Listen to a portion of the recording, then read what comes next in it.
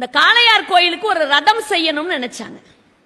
காளையார் கோயிலுக்கு ரதம் செய்யணும், யாரை வச்சு செய்யலாம் ஆய்வு செய்தார்.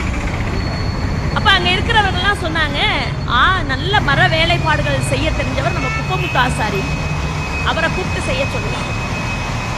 அவரை கூப்பிட்டு அரசன் சொன்னார், நீ தான் தேர் செய்யணும். குப்பமுத்து ஆசாரி சொன்னார், என்னால் அது முடியாது, இல்ல நீங்க தான் செய்தாக வேண்டும், நான் போயிட்டு நாளைக்கு சொல்றேன். அவங்க சம்பிரதாயத்தில் என்னன்னா நூல் பிடிச்சு பார்ப்பாங்க. நூல் பிடிச்சு பார்க்கறதுனா இந்த மாதிரி ஒரு புத்தகத்தை எடுத்து அவங்களுக்குன்னு இருக்கிற சாஸ்திரத்துல ஒரு நூல் வச்சு பார்ப்பாங்க. அந்த பக்கத்துல என்ன வருதோ அதை வச்சுதான் அவங்க செய்வாங்க. நூல் பிடித்து பார்த்து விட்டு சொல்றாரு, மறுக்கிறார், இல்ல முடியாது.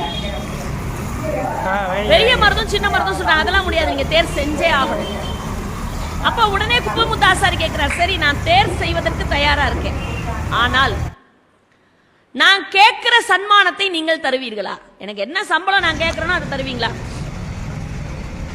உடனே பெரிய மருது சொன்னார், என்ன கேட்டாலும் தருகிறேன். இந்த வார்த்தையில ஒரு அர்த்தம் இருக்கு பாருங்க. எப்பயுமே வார்த்தைகளுக்கு ரொம்ப பலம் அதிகம். என்ன கேட்டாலும் தருகிறேன். உடனே இவர் கேட்டார், என்ன கேட்டாலும் கொடுப்பீர்களா? திரும்ப இவர் அழுத்தமா கேட்டார் குப்பமுத்தாசாரி, என்ன கேட்டாலும் தருகிறேன். சில மாதங்கள் ஆனது, தேர் தயாராகிவிட்டது. பிரம்மாண்டமான ஒரு தேரை குப்பமுத்தாசாரி தயார் செய்து வைத்திருந்தார். தேர் நிலையிலே நிற்கிறது. அரசன் வந்தார், பார்த்தா மேலே இறைவனுடைய திரு விக்கிரகம் மேலே வைத்தாயிற்று. உற்சவ மூர்த்தி உள்ள உட்கார்ந்துட்டார். இப்ப ராஜா ஏறி அங்க மேல உட்காரணும். எப்பயுமே அந்த ராஜாக்கள் எல்லாமே மேல ஏறி அந்த தேர்ல உட்கார்ந்துருக்கும். பெரிய மருது தேர் மேல ஏறி உட்கார்ந்துட்டார். தேரினுடைய வடம் பிடித்து எல்லாரும் இழுக்கிறார்கள்.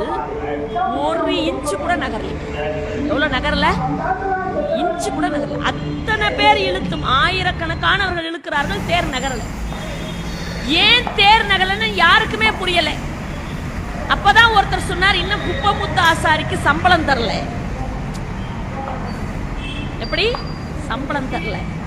கூப்பிட அந்த குப்பமுத்து ஆசாரிய. வந்தார் குப்பமுத்து ஆசாரி. ராஜா கேட்டார், ஐயா தேர் நகர மாட்டேங்குது, உங்களுக்கு இன்னும் சம்பளம் தரலன்னாங்க, உங்களுக்கு என்ன சன்மானம் வேண்டும் கேளுங்கள். அது ராஜா யோசித்தார். ராஜா சொன்னார், எதுவாக இருந்தாலும் கேளுங்கள், தருகிறேன். எங்க சொல்றாரு? பல்லாயிரக்கணக்கான மக்கள் கூடியிருக்கிற இடத்துல சொல்றார், எது கேட்டாலும் தருகிறேன். உடனே குப்பமுத்து ஆசாரி சொன்னார், இன்றைக்கு ஒரு நாள் இந்த தேசத்தின் ராஜாவா நான் இருக்கணும்னார். கேட்டாரா? சின்ன மருது வாளை உருவினான். என்ன நினைச்சுக்கிட்டு இருக்க? யாருக்கிட்ட கேட்கிற? எங்க ராஜா கிட்ட. என் அண்ணன் பெரிய மருது விடமா கேட்கிறாய்னு வாளை உருவினான். மேல இருக்க பெரிய மருது கீழே இறங்கினார். தந்தேன் என்னுடைய கிரீடத்தன் எடுத்து அவர் தலைமையில வச்சுட்டார். ஊர்ல இருக்கிறோம்னா, எடப்பாவி, ஒரு தேரை செஞ்சு இன்னைக்கு நாட்டுக்கு ராஜாவாவே ஆயிட்டானே, இவன் ராஜாவா இருந்து நாம தேர் இழுக்கிறதா? ஒரு ஆசாரி மேல உட்கார்ந்து நாம தேர் இழுக்கிறதா? எப்படி இருக்கும் எல்லாருக்குமே? ஒரு ராஜா உட்காருவார் நினைச்சு இப்ப ஆசாரி உட்கார்றார். தன் கையில இருக்கிற செங்கோலை கொடுத்து விட்டார் ராஜா. கிரீடத்தை எடுத்து வச்சுட்டார். தன் கையில் இருக்கிற செங்கோலை கொடுத்தார். ஏறுங்க குப்பமுத்து ஆசாரி, இன்றைக்கு நீங்கள் தான் அரசர். சின்ன மருது அமைதியாருன்னு அடக்கிட்டு குப்பமுத்து ஆசாரியை தேர் மேல ஏற்றி உட்கார்ச்சு. குப்பமுத்து ஆசாரி தேர் மேல ஏறி உட்கார்ந்துட்டார். கம்பீரமாக அமர்ந்து விட்டார். இப்ப தேரை இழுக்கிறாங்க, தேர் நகருதுங்க. இப்ப தேர் என்ன பண்ணுது? நகருது. அப்படி தேர் நகர்ந்து அந்த எல்லையை தாண்டி இப்படி ஒரு திரும்ப, அந்த முக்கு திரும்பும் தெரியுங்களா, அந்த மாதிரி அப்படி திரும்பும் போது குப்பமுத்து ஆசாரி மேலிருந்து தவறி போய் கீழே விழுந்தார். சக்கரம் மேலே ஏறி கீழே குற்றுயிரும் குலை உயிருமாக கிடக்கிறார் குப்பமுத்து ஆசாரி. மன்னன் கூடவே நடந்து கொண்டிருந்த மன்னன் துடித்து போய் பெரிய மருது தூக்கி மடி மீது போட்டுக்கொண்டார். ஐயோ, குப்பமுத்து ஆசாரி பார்த்து அமர்ந்திருக்க கூடாதா? இப்படி தெரியாமல் கீழே விழுந்து குற்றுயிரும் குலை உயிருமாக கிடக்கிறீர்களே, நான் எப்படி உங்களை காப்பாற்றேன்? கூப்பிடுங்கள் அரசு வைத்தியரை.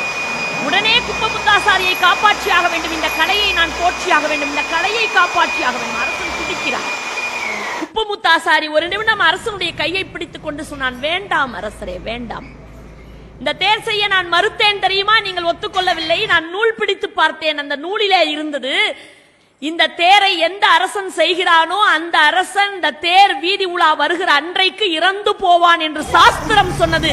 நீ சாகக்கூடாது என்பதற்காக நான் இறந்து போனேன், நீ மரணிக்க கூடாது என்பதற்காக அந்த மரணத்தை நான் ஏற்றுக்கொண்டேன் என்று சொன்னது. அது போன்றவர்கள் இருந்ததனால் தாங்க கோவில்கள் காப்பாற்றப்பட்டன, ஆன்மீகம் தலைத்து நின்றது.